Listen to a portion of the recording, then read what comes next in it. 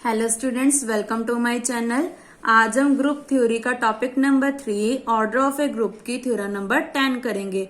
Previous video में हमने theorem number 8 and 9 की थी। अगर आपने वो वीडियो नहीं देखी है तो डिस्क्रिप्शन में प्लेलिस्ट का लिंक गिवन है, वहां से आप देख सकते हैं। Theorem number 10 is important for 3 marks. If a, x belongs to g, a and x हमारे क्या है, एलिमेंट्स हैं जो जी को बिलोंग कर रहे हैं, और जी हमें क्या गिवन है कि ग्रुप है। देन हमने प्रूव क्या करना है, order of A is equal to order of x inverse A x. ये सेम थ्योरम है जैसे हमने थ्योरम नंबर 9 की थी। सबसे पहले हम लेट कर लेंगे कि ऑर्डर ऑफ ए कितना है, M. Order of x inverse A X किसके इक्वल है, एन के। तो हमने प्रूव क्या करना है कि M divides N, then N divides N. यहाँ आप बोल सकते हो N less than equal to M और M greater than equal to N. Then दोनों को कंबाइन करके इक्वल प्रूव हो जाएगा, जैसे हमने थ्योरम नंबर 9 की थी। सो लेट कर लिया कि order of A is equal to m. Order a equal to m मतलब ए की power M is equal to e. Similarly यहां पे भी क्या मीनिंग है इसका, एक्स इनवर्स ए एक्स की whole power N is equal to e. Now यहाँ पे हमारे पास एन गिवन है तो इससे अपोजिट लिखकर चलना है, एम, जैसे हमने थ्योरम नंबर 9 में किया था। जैसे हमने यहाँ पे क्या किया था, ए इनवर्स का ऑर्डर कितना था हमारे पास, एन, तो हम क्या लेकर चले थे, एम लेकर चले थे। सिमिलरली हमने यहाँ पे करना है, तो प्रूफ क्या कर देंगे, एन डिवाइड्स एन, या आप बोल सकते हो N less than equal to M. अगर डिवाइड्स मुश्किल लगता है, N less than equal to M. यहाँ पे क्या लिख दोगे आप, M less than equal to N. तो दोनों को कंबाइन करके क्या आ जाएगा हमारा, M is equal to N. So इसका ऑर्डर ले लिया हमने एम। देन इसको जो ऑर्डर है हमेशा किस पे लगता है, एलिमेंट पे लगता है। तो यहाँ पे क्या लग गया, एक्स इनवर्स ए की पावर एम एक्स। तो यहाँ पे हमने रीजन दे दिया। नाउ ए की पावर एम की वैल्यू क्या है, ई, यहाँ पे पुट कर दी। ई इज आइडेंटिटी, तो एक्स इनवर्स एक्स बन गया। ना एक्स इनवर्स एक्स किसके इक्वल होता है, हमेशा ई के। यहाँ पे हम रीजन देंगे because X inverse X is equal to E. और यहां पे हमने क्या लिख दिया, ए की power M is equal to E, क्योंकि हमने यहां पे लेट किया है। नेक्स्ट क्या है, अब यहां पे क्या क्लियर हो गया कि एम का ऑर्डर ई के इक्वल आ गया। बट हमने क्या लेके चले थे कि अगर order of x inverse A X is equal to N है, तो इसका मतलब क्या है, एक्स इनवर्स ए एक्स की whole power N is equal to E. इसका मतलब क्या है कि इसका ऑर्डर इससे छोटा या इक्वल आ गया। That means N less than equal to M आ गया, जैसे हमने थ्योरम नंबर 9 में किया था। तो सबसे पहले आपने प्रीवियस वीडियो देखनी है, उसके बाद ये थ्योरम नंबर 10 करनी है। सो यहाँ पे आ गया n less than equal to m. फिर से वैसे ही करेंगे। नाउ अब हम इसको लेके चलेंगे, order of x inverse a is equal to n. इसका मतलब क्या है, एक्स इनवर्स ए एक्स की होल पावर एन है इज इक्वल टू ई। तो एन किस पे अप्लाई हो जाएगा, वेरिएबल पे। तो एक्स इनवर्स ए की power n x is equal to e. Then दोनों पे हमने क्या कर दिया, यहाँ पे हम इसको कैसे लिख सकते हैं, एक्स इनवर्स एक्स, क्योंकि इन दोनों को मल्टीप्लाई करने पे हमारा आइडेंटिटी ई ही आ जाना है। सो यहाँ पे उसके बाद हमने क्या किया, left and right cancellation law लगा दिया। तो यहाँ पे क्या बन गया, एक्स इनवर्स के साथ एक्स इनवर्स कैंसिल हो गया, एक्स के साथ एक्स कैंसिल हो गया। तो क्या बच गया, ए की power N is equal to e. But हम लेकर क्या चले थे कि order of A is equal to m है। ये देखो order of A is equal to m, but यहाँ पे क्या आ गया, order of A is equal to n. इसका मतलब क्या आ गया, एन या तो एम से छोटा है या इसके इक्वल है। देन इन दोनों को हमने कंबाइन कर दिया तो M is equal to N आ गया। और यहाँ पे रीजन क्या लिखेंगे, by using left and right cancellation law. So यहाँ लिख दिया फ्रॉम 2 and 3। यहाँ आप लिख सकते हैं फ्रॉम 1 and 2, क्योंकि इक्वेशन 1 हमने इसको दी थी और इक्वेशन 2 इसको दी थी। So m is equal to n। m किसका ऑर्डर था? ऑर्डर ऑफ a का। और n किसका था? Order of x inverse ax। ये ही हमने प्रूव करना था। नाउ इसकी क्रोलरी क्या है? If g is group ab belongs to g, then order of ab is equal to order of ba। तो यहाँ पे हम क्या लेके चले हैं? पहले ba लेके चले हैं, तो यहाँ पे हमने क्या कर दिया? a इनवर्स a अप्लाई कर दिया, क्योंकि a इनवर्स a की वैल्यू हमेशा क्या होती है? e होती है। देन उसके बाद क्या किया हमने?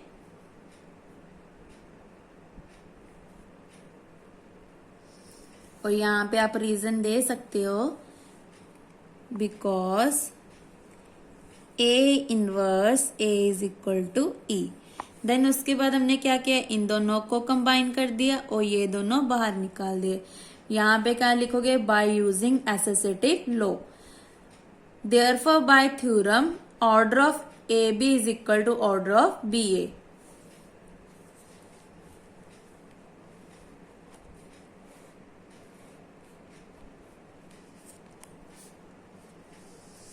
इससे पहले आप ये स्टेप लिखो, ऑर्डर ऑफ बी ए, दोनों पे क्या किया? ऑर्डर अप्लाई कर दिया। Order of A inverse A B A. अब हमने ऊपर प्रूव किया थ्योरम, ऑर्डर ऑफ ए किसके इक्वल हो जाता है? Order of x inverse A x. तो इसका मतलब क्या है आ गया हमारा? ये वही फॉर्म बन गई एक्स इनवर्स एक्स। तो क्या बन गया यहाँ पे? ऑर्डर ऑफ ए बी, क्योंकि order of x inverse A X किसके इक्वल है? अंदर वाले के, ऑर्डर ऑफ ए के। तो अंदर कौन से टर्म है? Order of A b. तो यहाँ पे आ गया order of A b. I hope आपको ये स्टेप क्लियर हो। हमने क्या अप्लाई किया है? थ्योरम अप्लाई किया है, जो हमने अभी प्रूव किया है। क्योंकि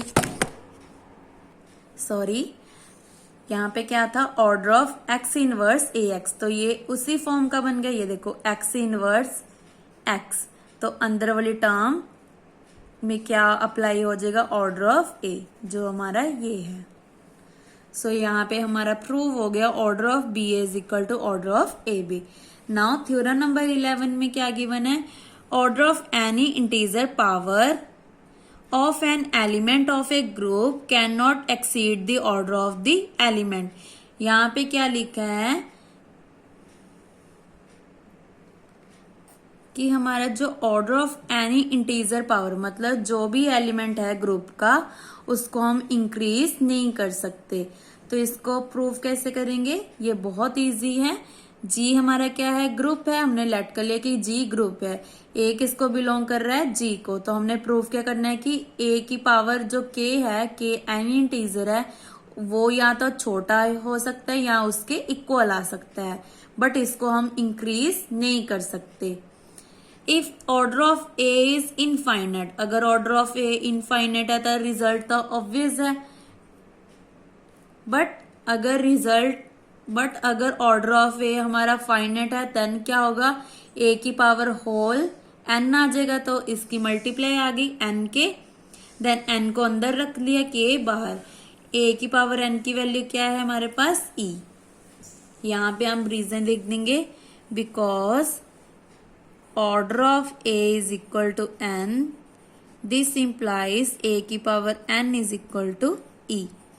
ई की पावर के इज ई। तो इसका मतलब क्या आ गया? ऑर्डर ऑफ ए की पावर के या तो एन के इक्वल आ सकती है या एन से छोटी। यही हमने प्रूव करना था। और एन किसके इक्वल है? ऑर्डर ऑफ ए के। तो ये बहुत इजी थ्योरम थी। मेन थ्योरम हमारी थ्योरम नंबर 12 है, जो बहुत इंपॉर्टेंट है। लेट कर लिया कि जी हमारा क्या है? ग्रुप है, और ए किसको बिलोंग कर रहा है? जी को। और ऑर्डर ऑफ ए कितना है? एन। दैट मीन्स ए की पावर एन किसके इक्वल आ रही है? ई के। देन हमने प्रूफ क्या करना है कि ए की power M is equal to e if and only if n divides N. यहाँ पे आपने हमेशा याद रखना है कि जो ऊपर वाली टर्म होती है वो हमेशा छोटी होती है और नीचे वाली टर्म बड़ी होती है। ये देखो m हमेशा बड़ा होता है और n हमेशा छोटा होता है। तो यहाँ पे हमने क्या लिख दिया? n divides m। तो सबसे पहले हम लेके चले हैं कि a की power m is equal to E. That means order of A किसके इक्वल है, m के। तो प्रूफ क्या करना है, n डिवाइड्स m। ये बहुत इजी थ्योरम है जो आपको शॉर्ट क्वेश्चंस में आएगी। बाय डिवीजन एल्गोरिथम लेट कर लिया कि m is equal to n cube plus r. R क्या होता है, हमारा रिमाइंडर, और जो हमारा रिमाइंडर है वो कहां तक वेरी करता है, 0 less than equal to r less than n, जो यहाँ पे गिवन है, इससे हमेशा छोटा होता है। Then e is equal to A की पावर m की यहाँ पे वैल्यू पुट कर दी, देन इन दोनों को सेपरेट कर दिया, n को अंदर रख लिया, क्यों बाहर। इसकी वैल्यू क्या ली है हमने, गिवन है हमें e, तो यहाँ पे पुट कर दिया, e की पावर समथिंग इज 1, तो यहाँ पे बच गया a की पावर r। ये कब पॉसिबल हो सकता है, विच इज पॉसिबल। अब यहाँ पे देखो रिमाइंडर a की पावर रिमाइंडर a की power r is equal to e। अभी यहाँ पे क्या हो सकता है, विच इज पॉसिबल ओनली। ये कब पॉसिबल हो सकता है, जब r equal to 0, as r कहां तक वेरी कर रहा है, 0 less than equal to r less than n। तो यहाँ पे पुट कर दिया, सो हमारे पास क्या आ गया, m is equal to n q. इसका मतलब क्या है, n डिवाइड्स m। तो यही हमने प्रूफ करना था। ये देखो इसको हम कैसे लिखते होते थे, फॉर एग्जाम्पल 3 को 5 से डिवाइड कर दिया, तो यहाँ पे आ गया 3 1 3 और रिमाइंडर कितना रह गया 2। तो कैसे लिखते होते हैं, डिविडेंड इज इक्वल टू इन दोनों की मल्टीप्लाई प्लस रिमाइंडर। इसको बोलते हैं हमारा डिविडेंड, ये होता है डिवाइजर, ये क्वोशंट एंड ये क्या होता है हमारा रिमाइंडर। तो dividend is equal to divisor multiply quotient plus reminder, जिसको हम ऐसे लिखते हैं, m is equal to N q plus r. R हमेशा किसको डिनोट करता है, रिमाइंडर को। सो यहाँ पे आप अपनी बुक पे ये एग्जाम्पल को लिख सकते हैं जो हमने यहाँ पे यूज की है। नाउ कन्वर्ट्स पार्ट में हमने क्या किया, लेट कर लिया कि n डिवाइड्स m है। इसका मतलब क्या है, m is equal to N q, पूरा पूरा डिवाइड हो रहा है, मतलब इसमें कोई भी रिमाइंडर हमारा नहीं बचा है, तो m is equal to N Q. Q क्या है हमारा, n इंटीजर है, तो a की पावर m क्या आ जाएगी, a की पावर n क्यू, n को अंदर रख लिया, क्यू बाहर, तो a की पावर n की वैल्यू हमारे पास क्या है, e, यहाँ पे पुट कर दिया, तो e के इक्वल आ गया। इसका मतलब order of a is equal to m। यही हमने प्रूफ करना था। सो ये बहुत इजी थ्योरम थी और बहुत इंपॉर्टेंट थ्योरम थी। नाउ इसकी क्रोलरी क्या है, if a is non identity element of a group G, P is prime number such that a की power p is equal to e। यहाँ पे जो p है वो किसको डिनोट कर रहा है, प्राइम नंबर्स को। प्राइम नंबर्स क्या होता है, जो खुद के टेबल्स पे आते हैं, जैसे 2 3 5 7 11 13 17 19, ये सारे हमारे क्या हैं, प्राइम नंबर्स हैं जो किसी के टेबल पे नहीं आते। तो इसका मतलब क्या है, ऑर्डर ऑफ ए किसके इक्वल आ गया हमारा p। ये भी हमने रिजल्ट याद रखना है जो हम बाकी थ्योरम्स एंड एग्जांपल्स में यूज करेंगे। जो भी हम थ्योरम्स के रिजल्ट कर रहे हैं वो हम एग्जांपल्स पे अप्लाई करेंगे, तो आपने जो ये रिजल्ट्स हैं वो भी अच्छे से याद रखने हैं। नाउ थ्योरम नंबर 13 में हमें क्या गिवन है, लेट कर लिया कि G हमारे पास ग्रुप है, A बिलोंग कर रहा है G को, एंड ऑर्डर ऑफ A किसके इक्वल है, N के। Then for any positive integer K, order of A की power K is equal to N upon N comma K। इसको हम क्या बोलते हैं, GCD, ग्रेटेस्ट कॉमन डिवाइजर। जो ऐसे लिखा होता है इसको हम बोलते हैं GCD। सबसे पहले हमने लेट कर लिया कि n कॉमा k किसके इक्वल है, d के। इसका मतलब क्या है कि d n को भी डिवाइड कर रहा है और d k को भी डिवाइड कर रहा है। अगर डिवाइड कर रहा है तो इसका मतलब क्या है, n is equal to n1 d, कोई भी रिमाइंडर नहीं बचेगा, जैसे हमने यहाँ पे लिखा था। m is equal to N Q, Q क्या था, n इंटीजर था। इसी तरह यहाँ पे लिख दिया n is equal to d n1, और similarly k is equal to k1 d, और n1 k1 हमारे क्या है, इसका जो GCD है वो क्या है 1। अगर आपको ऐसे मुश्किल लग रहा है तो आप कैसे लिख सकते हैं, n upon D is equal to n1, k upon D is equal to n2, आपको सॉरी k1, आप इसको ऐसे भी लिख सकते हैं अगर आपको ऐसे लिखना मुश्किल लग रहा है। तो यहाँ पे क्या आ जाएगा, n is equal to n1 D, इसको हम उधर मल्टीप्लाई कर देंगे। Similarly k is equal to k1 D. Let कर लिया ऑर्डर ऑफ a की power k is equal to t, ये हम लेट करके चले हैं। तो इसका मतलब हमने प्रूफ क्या करना है, t is equal to n proof करना है, क्योंकि t की वैल्यू क्या है, ऑर्डर ऑफ a की पावर k, और यहां पे हमने n1 किसको दिया है, n अपॉन d को। n तो हमारे पास है, d की वैल्यू क्या है, n अपॉन k। तो हमारा मेन टारगेट क्या है कि t is equal to n1 prove करना है। सो उसके लिए हमने क्या किया, ऑर्डर ऑफ a की पावर k को t लेट कर लिया, तो a की पावर k की whole power t is equal to e।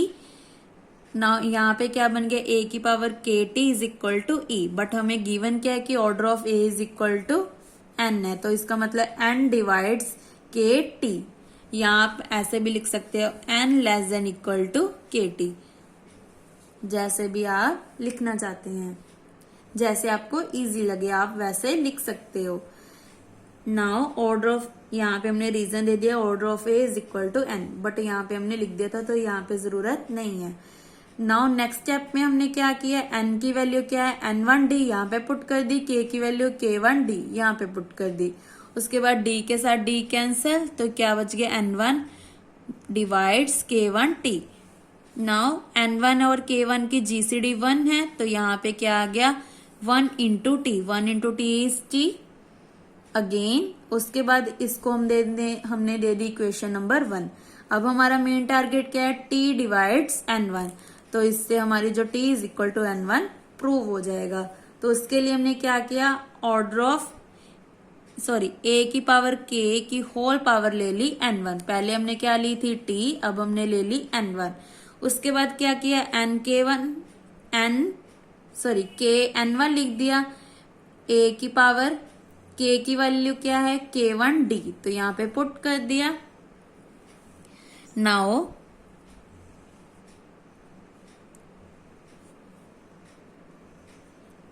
dn1 किसके इक्वल है, n के, तो यहाँ पे पुट कर दिया k1n, n को अंदर रख दिया, a की पावर n इज e की पावर k1 इज e।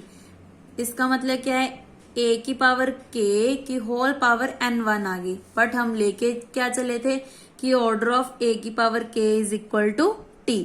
इससे हमने हमेशा उल्टा लेना होता है, जैसे यहाँ पे हम क्या लेके चले थे, ऑर्डर ऑफ a की power k is equal to t, but यहाँ पे हम लेके क्या चले थे, n1, तो n1 की जो ऑर्डर है वो e के इक्वल आ गया। इसका मतलब क्या है, t डिवाइड्स n1। यहाँ आप लिख सकते हो ऑर्डर ऑफ a की पावर k डिवाइड्स n1। इसको अगर नहीं लिखना तो स्किप कर दो, सीधा लिखो t डिवाइड्स n1, जैसे हमने यहाँ पे लिखा था। ये देखो n डिवाइड्स kt। सो यहाँ पे दोनों को इक्वेट कर देंगे तो क्या आ गया, t is equal to n1। Now n1 किसके इक्वल था, n अपॉन d के, यहाँ पे पुट कर दिया, और d किसके इक्वल था, n कॉमा k के। तो ये ही हमने प्रूव करना था। तो ये बहुत इंपॉर्टेंट एंड इजी थ्योरम थी। सो जो theorem number 9, theorem number 10, theorem number 12 और थ्योरम नंबर 13, ये सभी क्या हैं, सिमिलर हैं। और ये चारों थ्योरम्स में एक थ्योरम आपको पक्का पेपर में आएगी, तो आपने इन चारों थ्योरम्स की अच्छे से प्रैक्टिस कर लेनी है। नाउ इसकी क्रोलरी क्या है, if order of A is equal to n, k be an positive integer such that n and k की जो जीसीडी है वो किसके इक्वल है, 1 के, देन ऑर्डर ऑफ a की power k is equal to n। ये हमने रिजल्ट याद रखना है। क्रोलरी नंबर 2 क्या है, if order of a is equal to p, p हमारा क्या होता है, प्राइम नंबर, जो हमने क्रोलरी में किया था। p हमारा क्या होता है, prime number. Where p is prime number then order of a की पावर k भी किसके इक्वल होगी, p के। अगर ऑर्डर ऑफ a p के इक्वल है तो ऑर्डर ऑफ a की पावर k भी p के इक्वल होगी। सिमिलरली यहाँ पे था, अगर order of a is equal to n है तो ऑर्डर ऑफ a की पावर k का भी n ही ऑर्डर होगा, सेम ऑर्डर होगा, a का भी a की पावर k का भी। नाउ थ्योरम नंबर 14 हम नेक्स्ट वीडियो में डिस्कस करेंगे। Thank you.